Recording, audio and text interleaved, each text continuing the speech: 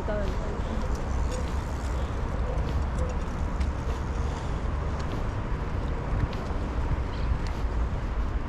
Acaba belki yaprak uyanmış mıdır ağaçın?